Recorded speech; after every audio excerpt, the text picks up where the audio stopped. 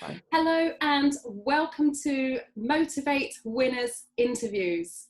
Now, I have someone really interesting that I'm going to be talking to today. However, but before we start, what I would love you guys to do is to make sure that you click subscribe and hit the notification bell so that you never miss an interview. Now, this lady, I've just been having a quick chat with her. She's absolutely fascinating, and she's actually doing something that really, really interests me. Now, her name is Silvia. It's Silvia Oakes Wilson. She's a hypnotherapist based in Bristol, but I'm actually going to let her tell you more about that. So welcome, Silvia. Thank you so much for joining me. Thank you for having me, Carrie. It's a real pleasure. Thank you. So you're a hypnotherapist based in Bristol, but you were telling me you are originally from Croatia. Can you tell us a bit? Yes, we're from Croatia, from Split, a seaside town, and I moved to the UK in 2014 with my lovely dog. Oh, what kind of a dog do you have? The fluffy one. A fluffy one? I like that. Fluffy one. We don't know who's the daddy. Oh, okay. It's hot today. It's 35 degrees today in London. It is. There is a fan in the background, but I'm so pleased you can't hear it because it's working full steam. Good. No sweaty heads today. Okay, so Silvia, tell me a little bit about yourself, your background, how you ended up coming from Croatia to Bristol, and what it is that you do. I'm a clinical hypnotherapist and brain working recursive therapist, and I help business owners break the cycle of self-doubt, procrastination and overwhelm so they can move forward in life, both personally and professionally. I decided to become a hypnotherapist as I've always been interested in the learnings of the mind, and somehow I always thought there are ways to achieve things, because very often we tend to define ourselves according to our current circumstances. But there is always that voice, it's kind of, pushing me forward and looking for new ways and new learnings. And one of the things that I also like to say to my clients is, if we do not know something, we can always ask ourselves or ask others, and our answers always come sooner or later, and that's an amazing way of actually gaining information, learning, and moving forward. Amazing. So I love that. The answers will always come eventually. Just ask. And there are a lot of us, I find, and I teach in college as well. So I teach 16 to 21-year-olds, and I think the way that we're brought up is that asking questions or not knowing something is wrong, and we're supposed to stop asking questions around the age of 10 or 11, and then we're supposed to know everything. So I'm really glad that you've brought that to light, because I really love that. Thank you so much. Mm-hmm. Now, your article was 6 tips to overcoming procrastination. And I really loved tip number 3, which was about prioritizing. Could you talk a bit more about prioritizing? I can. Definitely. Recently I had a session with someone regarding procrastination, and it was interesting when we were talking about how they can overcome it. Basically, we were just focusing on what's important, because we tend to be distracted by the noise, because there are so many things bombarding us or requiring our attention. So when we have priorities in mind and put them, on the list first, then it's much easier to feel that we are on top of things and tick things off. And something else that I really liked was that you said that it's a good idea to plan your day the night before, rather than I don't want to talk too much about it because I want people to go and read your article, because it is really interesting. But you did say about planning the night before, but we know that things can change in an instant. Do you think that might be one of the factors towards procrastination? Planning the night before? Or that things can change drastically overnight, so to speak. Yeah. Well, one of the reasons we procrastinate is because we feel overwhelmed. When there is a lot of things to deal with, and also when there is self-doubt in the background, because when we doubt ourselves or our potential, then we kind of already decide that we're not going to do the race because we think everyone else is better than us. So we don't even go for it. But when we talk about planning the night before, the reason why it's so helpful is because when we wake up in the morning and we do not have idea what we are doing, it takes us time just to remember what was actually the plan, what's actually that we need to do. But when we do that the night before, we have much better sleep, we know what we're doing, and also our brain, interestingly, starts already working on it. So when we wake up, somehow those dots are already connected in a way that the process is much smoother, and we can feel that we are in the flow. So it's as if we've already started the task before we physically start the task. Definitely, yeah, it works amazingly because our brain basically works for us overnight once we're sleeping. So it's already processing ways of solving the problems that we may encounter during the day. So even if something unexpected occurs, as you said, something that we did not foresee, when we have a plan and we also have clarity, it's much easier to discern things and decide, this is priority, this is not priority, this is what I can do. Yeah. Otherwise, when there is an overwhelm, we just we just stop and we actually do not take any action. Yeah, it's like, what do I do now? I'm just not going to do anything. Yeah. Yes. Okay, great. Thank you so much. And the part I want to give this away, but I kind of don't. But your tip number 6, I'm not going to say it out now because I do want people to go and read it. But that was tip number 6 was really the big. No, I apologise. Number 5 was the big one for me. Was really the big one for me, and I'm sure it will resonate with a lot of people. And the reason I say that is I'm a singing teacher and voice coach, and for the past year and a half I've been working on building my singing teaching business, and I just couldn't make it work. I just, it was working, I was making money and I was getting more and more clients, but there was something in me that just wasn't resonating with it, because I'd made it a business, whereas before I just did it, because people needed help and it was a way to get a bit of extra money. But when I made it into a business, I was not as happy in it as I was before.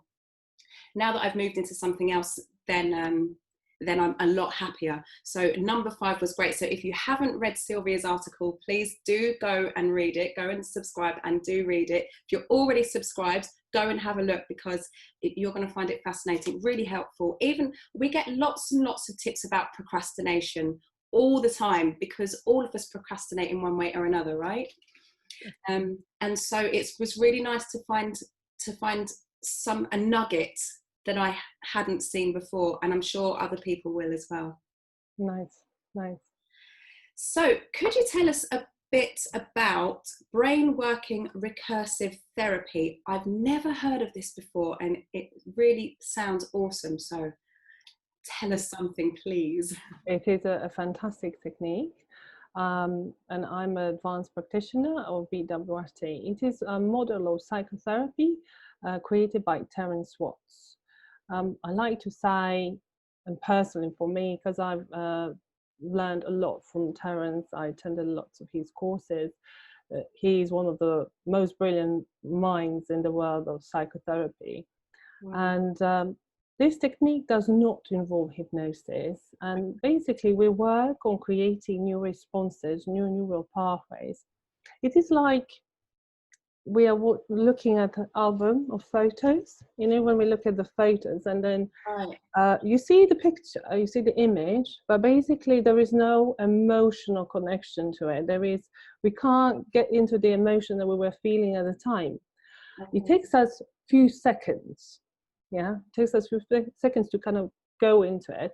And basically that time gap that is between the stimuli, which is the image in this sense, and the response that we already have for that, we use and then we intercept our current response and create a new one. And it works amazingly well. And very often, clients need just a few sessions to notice amazing improvements. Okay, I've got so many questions, but we've only got a short amount of time. So maybe this is something we can pick up after or another time. Or maybe you can write another article and we can interview you again. It can be an excuse, right? Yeah, exactly. Okay, and so do you do all of this work in Bristol, and how has lockdown impacted on what you've been doing, on what you usually do, and the way you usually work? I've been working online, and actually lockdown has helped me to define more what I want to do, how I want to move forward.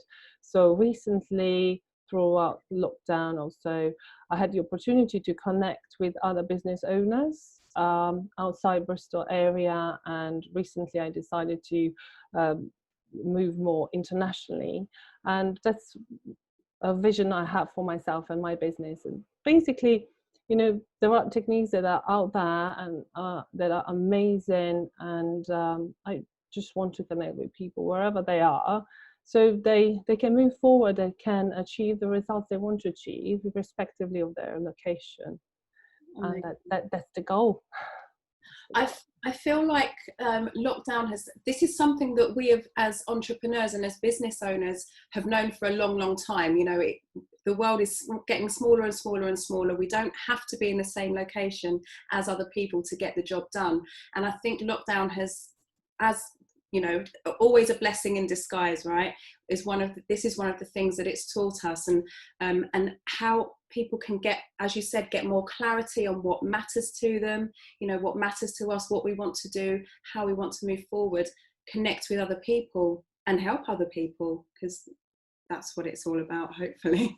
Definitely, yes. And the thing is also that the good thing is that people are more open to it now. Yeah. As before, they were more focused on traditional face-to-face sessions. And at the beginning of lockdown, remember, people were like, oh, is it going to work? What about the technology, etc. But now everyone is so much more comfortable with that, because that was the way of staying in touch with their relatives, their friends, their family. So everyone is quite comfortable with it, which is great for you know, for the business as well. Yeah, absolutely. And I do have a really quick question that I've just thought of it as you were speaking there, is I'm sure a lot of people will be asking, does hypnotherapy work over through a lens? Does it work? Yeah. Well, basically, we go through hypnosis several times a day. That state when we are updating information that we've learned throughout the day. So it's a very natural state. We basically can go into self-hypnosis. The best examples, when we watch a film, we are completely immersed in the story. We experience different emotions. We forget about everything else around us, and we're kind of hypnotized by what's going on the screen. So I sometimes like to say to my clients that actually with hypnosis, they get dehypnotized, because very often we just go through our own thoughts over and over again, and we feel like, you know, the pattern is repeating. So when something else comes, like working with me, then, you know, there is that shift, and then we realize, oh, actually things can be different. And the great thing about this is allowing ourselves to the possibility to think differently and to feel differently, because sometimes we think that's like a permanent thing, you know, the way we feel now or we felt in a certain scenario, but we kind of expect that same scenario we keep on repeating in other situations. So first step is allow ourselves that possibility, and it is possible. We just need to let ourselves, you know, the new information to come in, and new feelings, new thoughts. Amazing. So interesting. Okay, now I have a question that we had touched on earlier. What was your most interesting case study? Most interesting case study. Most interesting was with someone who, when they started working with me, they sort of gave up. Yeah, they were running a business, but things were not moving forward. They had so many ideas, but they did not, they will come to a certain point with those ideas, but never actually deciding to be visible, presenting, talking about it. And At the same time, they were experiencing physical, health issues. So all those things were kind of, there was a big overwhelm going on there. And we worked for 6 weeks. And throughout those 6 weeks, some amazing transformations happened. And in and I'm saying this because our mind, when we see this, our mind has such a huge potential. And when we allow it and we say, oh, I want to go for it, I'm open, things can just, it can blow our mind actually how it can all change. And after 6 sessions, they gain clarity about what they want to do. They started doing lives in their Facebook group. And also they signed up for half marathon, which is like amazing. I was completely blown away because initially they were just doing walks in the local park because of certain health issues. So, marathon, it was just like, for me, it was like, I was blown away. Yeah. So I have shared some case studies on my website. They are all anonymous, but they are there for people to see that there are possibilities, changes there if we want it. And sometimes it does not necessarily have to be the current situation we are in, but just the way we see it, how we see the world changes everything. And that's already an amazing thing that can happen. So fascinating, my goodness. From walks in the park to a half marathon. That's really great. You must have been so proud. Interestingly, I kind of feel more amazed about what people are able to do, and also at the same time, as my clients are evolving and growing, it's very inviting for me as well, to explore what I can do, how I can grow, because it's like a parallel process. So recently I had a client as well who just needed one situation from their childhood sorted out, and bang, they got some amazing clients, and things were money wise that were happening, because sometimes we may have these money blocks as well. And sometimes working with clients, it inspires me as well to look inwards and see how I can improve myself. Having these tools is definitely helpful because I can use them. I can use them for myself as well. So that's the benefit. Absolutely. No, yeah. Well, by helping others, we always help ourselves, don't we? Definitely, yes. Now, is there anything that we could do for ourselves, people who are not hypnotherapists, or if someone's maybe booked a session and wants to do something in the meantime, is there anything that we could do at home or on the bus? Definitely different things. Would it be like something in general, or in terms of procrastination? Something in general? I think, something in general, In general. Maybe both, if you wouldn't. Yeah. One of the things I noticed with people, and we were talking before about dehypnotizing clients. Yeah. Very often when we feel a certain way, we tend to visit that same emotion many times in a day or in a week, we kind of like, I won't say like, but our brain is naturally wired to think negatively, and also is a bit obsessional. So if we think that something bad is going to happen or has happened in the past, it has that tendency to remind us over and over and over again, and that can prevent us from moving forward, because we always have that reminder. However, if we ask ourselves, how would I like to be and feel instead, is something that can be a total game changer, because we realize, oh, actually, I can decide how I would like to be and feel instead. Personally, I noticed that in my life as well. For example, something that I see I don't like, I can look at it and say, oh, do I kind of go for it? Yeah, shall I go and deal with it in a certain way, or shall I just, remind myself, what do I actually want? Is this the better worth picking, or I will focus my energy on something which is more important to me? So just reminding and asking yourself, actually, how do you want to feel instead? We allow ourselves the possibility that, and there is a possibility of changing how we feel. We can decide how we want to feel about it. Yeah, that's such a great tip, because I do a lot of work on social media, and the amount of times I see people saying, I can't help how I feel, I can't help how I feel, I can't help the way I am, I can't change the way I am. And we can. You're absolutely right, we absolutely can.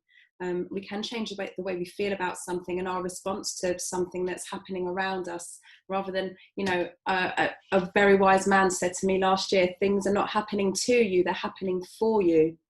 So what can we take from whichever situation it is that's making us feel uncomfortable, and then what can we do to change the way we think about it? That's fantastic. Thank you so much. I hope I haven't changed what you just said. That was my interpretation of what you said. It was a fantastic interpretation, Carrie. Thank you. Okay, so do you have any, hang on, have I said that one? Any tips for, 3 tips for someone who's interested in becoming a hypnotherapist? 3 tips. Finding a good school.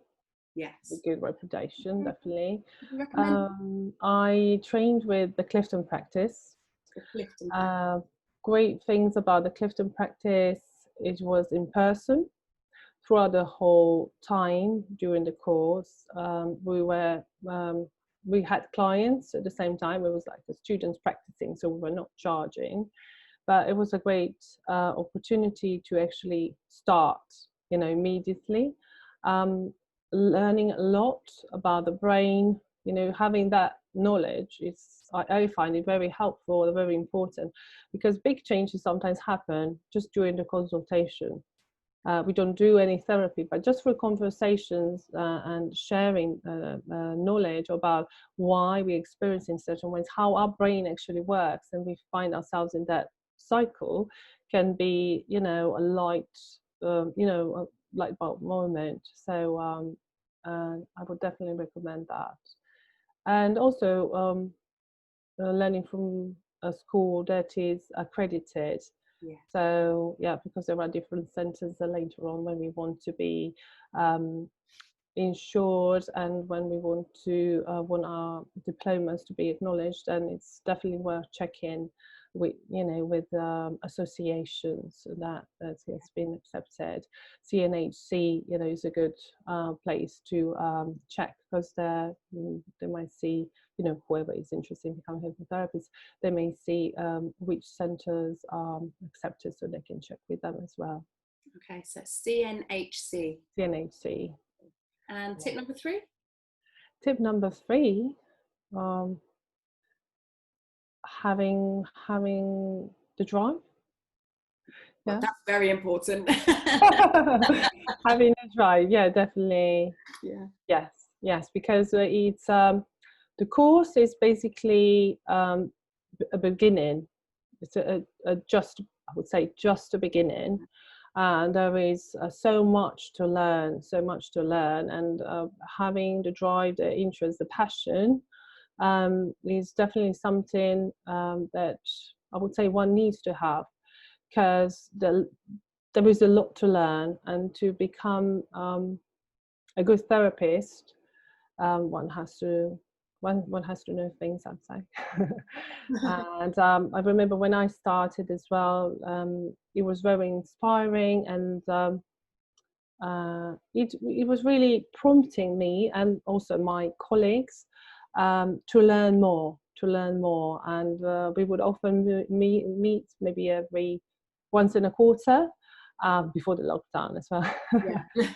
We would meet in person, and we would spend all evening talking about different techniques, the hypnosis, the hypnotherapy, and how much is there to learn and to benefit from, to help people achieve desired change. It's really amazing. Another key nugget there, desired change. I love that. Amazing. Okay, I could talk to you all night, literally, but I'm really going to have to wrap this up now. So where can people find you, Silvia? People can find me on LinkedIn. Just type my name and I'll be there. And you can also check my website, oakswilsonhypnotherapy.com, and find out more. Okay, and all the links will of course be in the description. So thank you so much. I've really loved talking to you, and this conversation has not finished. It was lovely to have another chat sometime. Yeah, that would be really great. Thank you so much for joining us. Thank you for submitting your article to MO2VATE. So if anyone else out there would like to be interviewed, what you could do is submit your article to MO2VATE, and that's to MO2VATE mag.com, MO2VATEmag.com. The link will be in the descriptions. Now, if you have liked this interview, please do make sure you give us the thumbs up, click subscribe, hit the bell, and I will see you very soon. My name is Carrie Griffiths. Take care. Bye-bye. Bye. Bye.